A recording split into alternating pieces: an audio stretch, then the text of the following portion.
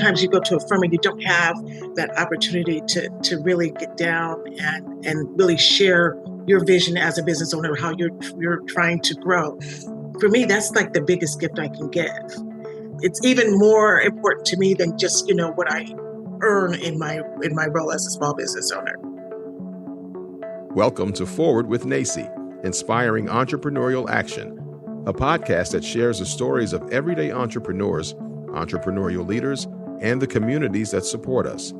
We hope that this diverse collection of stories brings you inspiration, inspires you to take action, and ignites entrepreneurship in your community as we make our way forward together.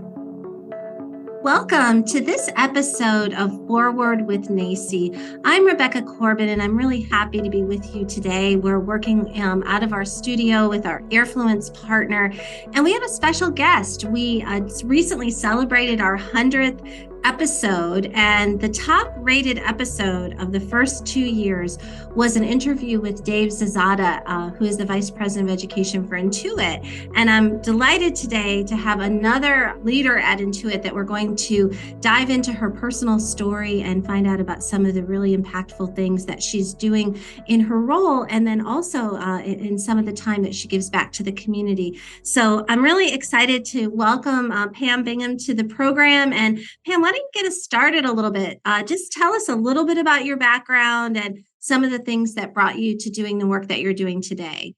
Oh, thank you so much for having me. I'm a senior program manager in DEI in tech here at Intuit. And what that means is that our role, the team that I work on, is in service to technologists. In particular, we're part of a team called Tech Women at Intuit that focuses on helping bridge that gap for women in technology. And then we've also expanded that role that we have, that True North goal that we have, to include URGs, underrepresented groups in technology. So with that in mind, I drive or co-drive our apprenticeship program, which is a alternative pathway to tech, where we reach out to those that are in underrepresented groups that don't have computer science degrees, but have had this burning desire and propensity towards tech. And so we work with them and help them get them in a program, and hopefully at the end of the program with success, they become full-time employees. And I also drive our Girls with Code summer immersion program. So that's what I do at Intuit. On my other part of my life, I'm an accountant by nature. I have a master's in accounting, and I also have a bookkeeping and tax practice that I've had for about 10 years.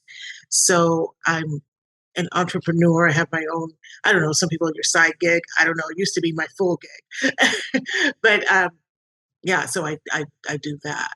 I love when we talked the other day, I just sort of took away from that of some of the advice that I would give to people when I worked at the college. One of my areas that I had a chance to oversee for a while was career services. And when a lot of people, get into the work world, or even beforehand, when they're students, they don't know a lot about personal finance, and they really don't know what they want to do with their lives. And what I've learned from you and some of your other colleagues at Intuit is that really grasping, basic personal finance skills can be very empowering. And I think you've done a good job in really kind of blending what you're passionate about and what your academic pursuit is into what your job is. And so I'd like to, Pam, talk a little bit about, just for people that may not be aware, on diversity, equity, and inclusion. And some people add a belonging as the sort of the ending part of that.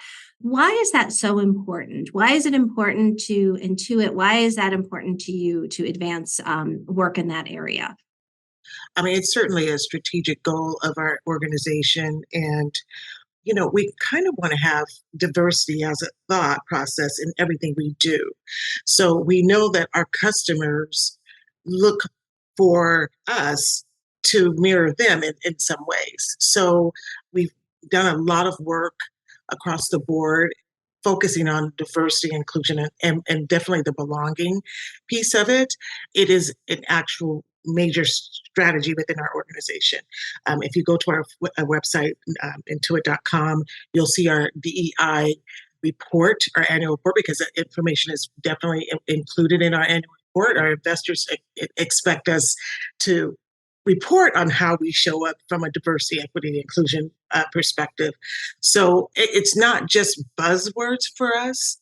We really try to ensure that we are being equitable, making sure we are embodying the belonging piece of this diversity, equity, inclusion, and belonging in everything we do, as far as pay equity, making sure that even in terms of how we hire, we want to make sure that those that are coming to us and pursuing a career are feeling that they are belonging, that the process is from an equitable position. Therefore, we make sure that we have the appropriate people on the panel, that we have enough, that we're not just showing one side of our coin, that we have someone from maybe a person of color or someone like that on our panel. So we really make sure that everything we do at Intuit considers diversity, equity, inclusion. Yeah, I think, and that to me makes your culture what it is. And we talk a lot about that here at NACCE, the National Association for Community College Entrepreneurship. And like you, we're constantly revisiting that and trying to figure out ways to measure it. And one of the things that we did as an organization recently is we updated our mission, our philosophy, and our vision. And when I was thinking about talking to you today, what I was excited about is really what we were trying to do is to be more clear. Our prior mission was so long. I worked for the organization in my 9th year. I could not remember it verbatim, which is a problem, right?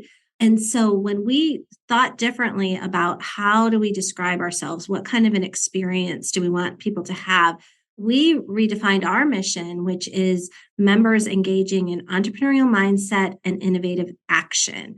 So when I think about and when I look at the website and the work that you do at Intuit, I can see right off the bat how we align as partners because it reflects the corporate culture of what you do. And I think, being sort of authentic leaders and trying to always be lifelong learners, sometimes we fall short of what our aspirations are. We make mistakes. We, don't do all of the things.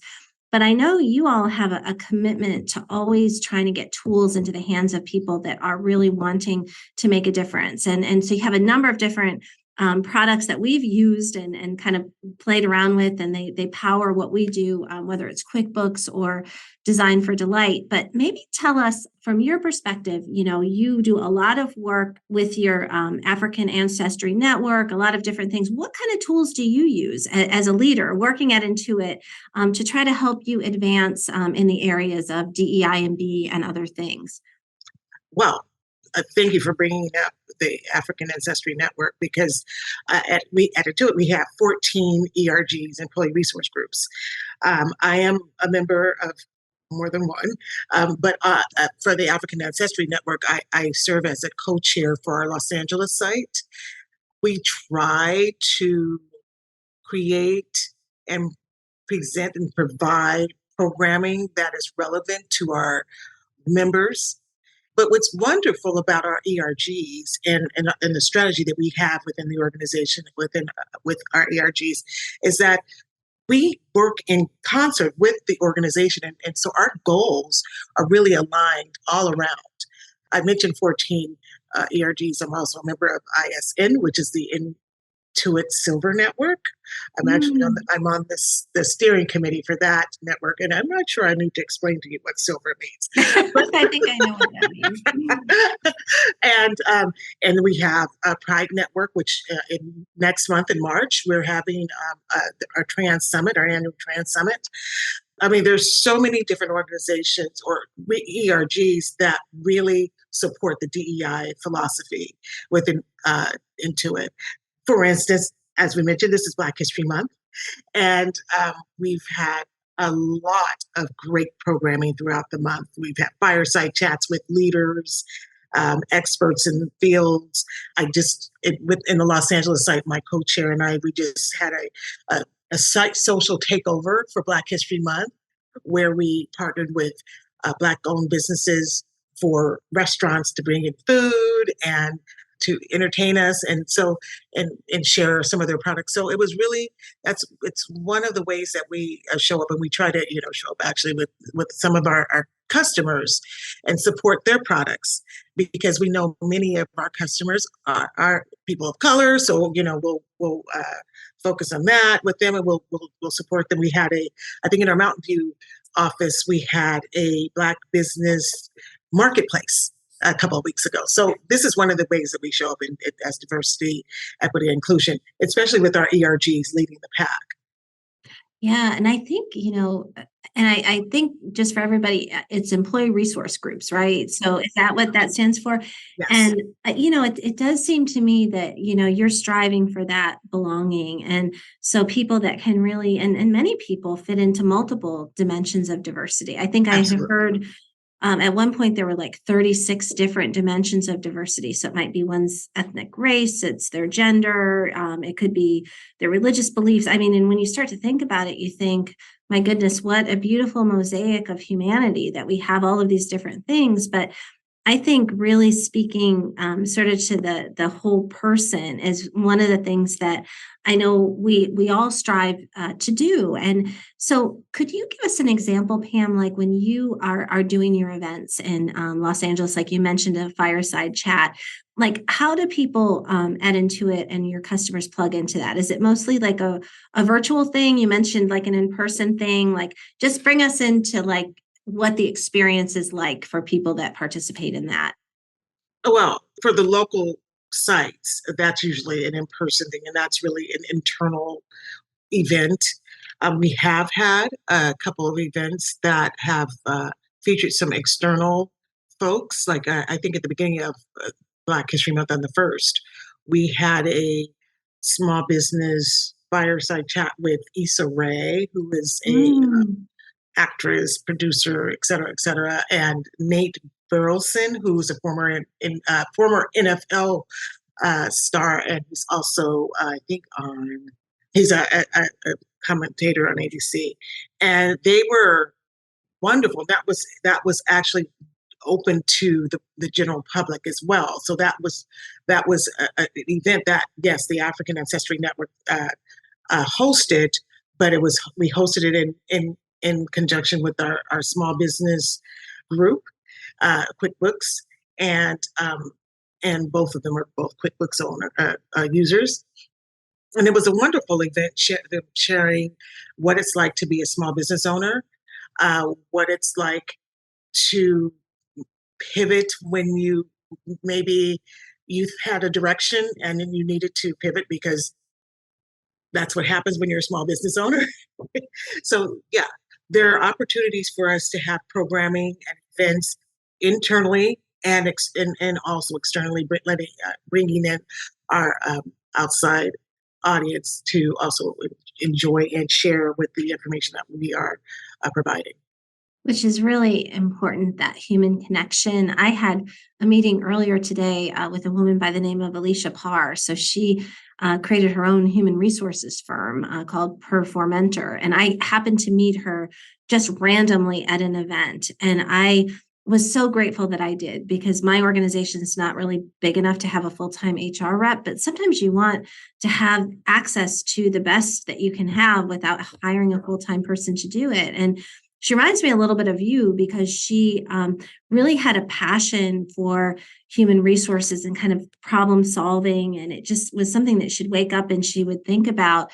But we were talking about the challenges of being an entrepreneur, and sometimes how it's very difficult if you are entrepreneurial, like it's the genie out of the bottle, right? Then you can't fit back in to a culture and an environment that doesn't really embrace a lot of the values that I think Intuit embraces. So I'm just thankful for you and for all of your colleagues. I'm truly grateful for the partnership that we have. And we've been thinking a lot about the future here at NACCE. We recently made our vision for the future very crisp and clear, and I think you'll like it. It is called Equity and Prosperity for All. It's bold. We'll probably never in my lifetime reach it, but we figure, if we shoot for the moon, we'll get closer to that. And so I'd like to end our conversation, Pam. Maybe you could talk with us about maybe some of, your vision or aspirations, whether it's what the work that you're doing through your employee resource groups or at Intuit, or maybe your business of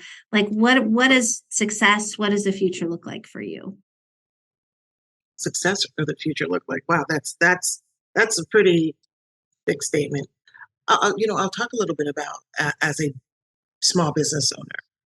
My goal and the reason why I ever decided to start my business, other than, I had someone in my background, saying, just do it, just do it. Um, it was because I wanted to help.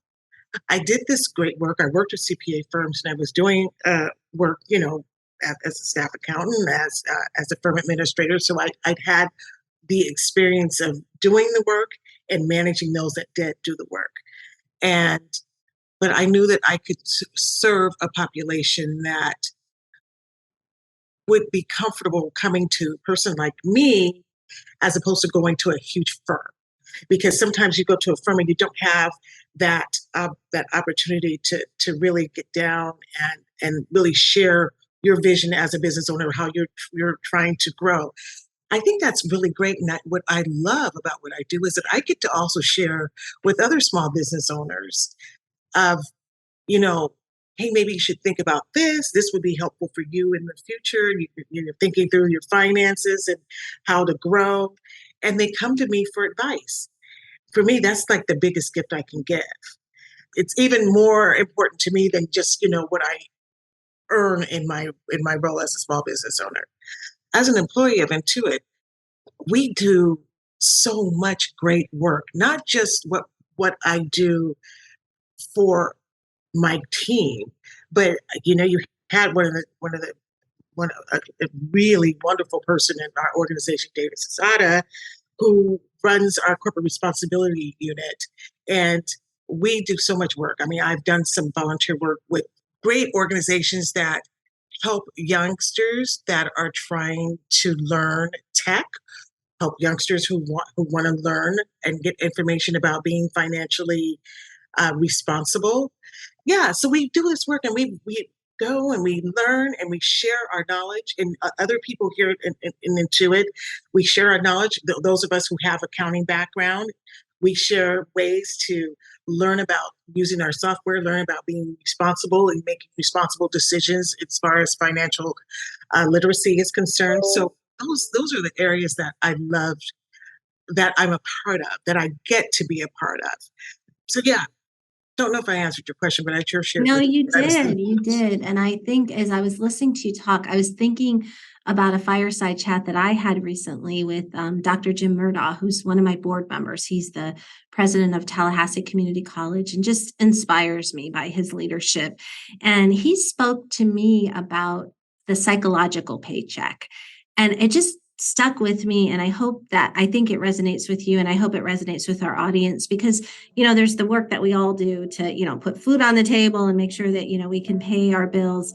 But then there's that payoff that we get when we feel like we're really making a difference in the life of another and lives of communities. And I know the work that you do with your colleagues has opened up so many doors for so many people. So I want to thank you so much, Pam, for your inspiration. I know I've learned a lot. You give me a different view of the accounting profession. Most people think of accountants as, they're quiet, sort of doing all the debits and credits. And I see it can be so much more. And I think that's what you've opened up our eyes today is even the tech, that lots and lots of people can fit into tech, even though they might not think that they do. So I wish you a wonderful day. And thank you for sharing your story with us. Thank you for having me. I appreciate it. Thank you for joining us today. We hope that you will continue to explore the many ways to define entrepreneurship with NACCE as we celebrate opportunity, failing forward, and success, learning from one another along the way. Subscribe to this podcast on your favorite platform and follow at NACCE on social media and learn more about us at nacce.com/podcast. Stay tuned for a new episode each week. We look forward to making our way forward together with you.